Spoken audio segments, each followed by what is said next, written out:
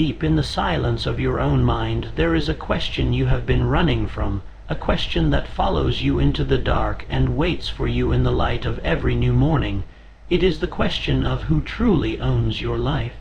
Look around at the world you inhabit, the buildings you enter, the screens you stare at, the schedules you follow. Every single one of those things began as a thought in the mind of someone who knew exactly what they wanted.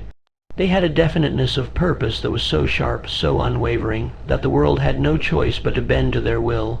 But what about you? Are you the architect of your own destiny, or are you merely a brick in someone else's tower?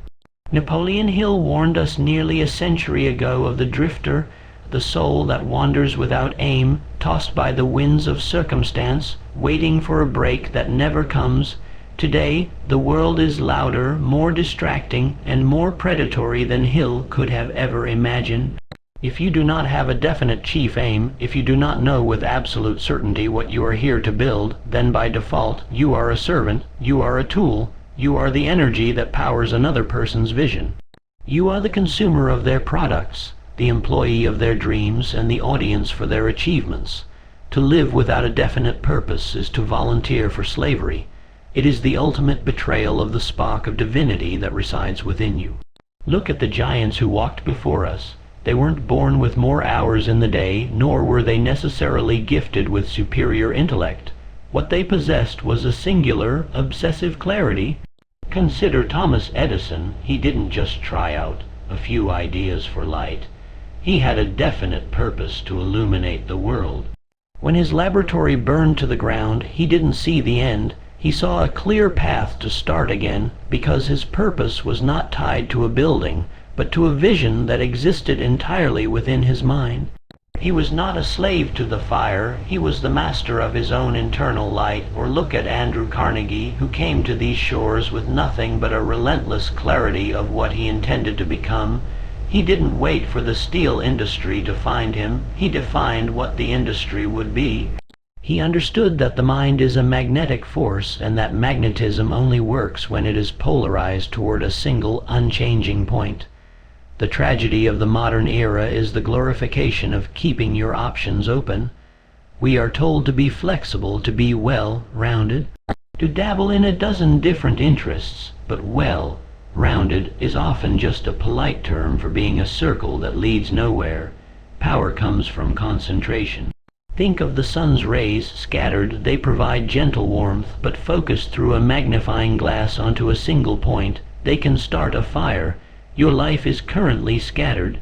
Your energy is being siphoned off by trivialities, by the agendas of others, and by the paralyzing fear of choosing one path and sticking to it.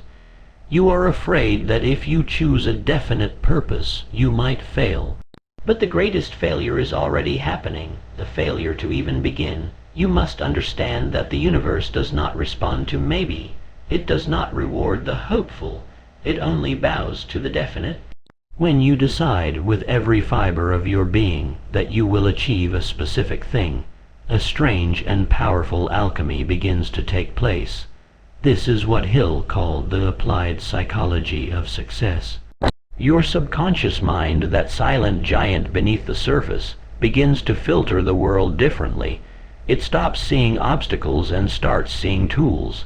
It stops seeing coincidences and starts seeing opportunities. But this mechanism only engages when the command is clear. You cannot give your mind a vague order like "I want to be successful" or "I want to be happy." That is like telling a ship's captain to go somewhere nice. You will circle the harbor until you run out of fuel. You must name the port. You must define the coordinates. You must commit to the voyage regardless of the storm. Nature abhors a vacuum, and it also abhors a mind without a master. If you do not fill your own mind with a definite purpose, the world will fill it for you.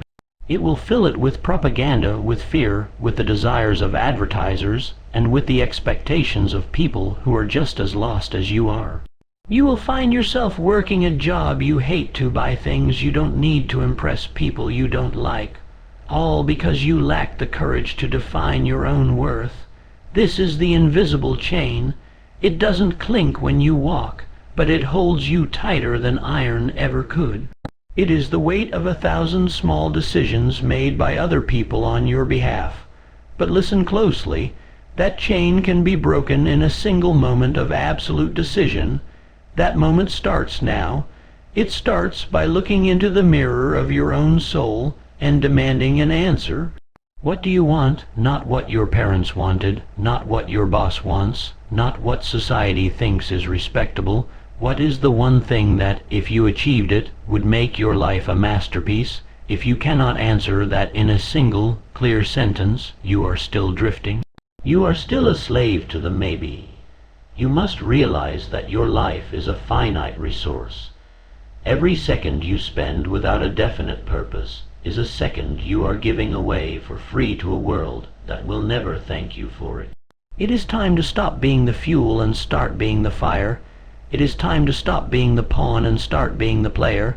The door to the cage is open, but you are the only one who can choose to walk through it.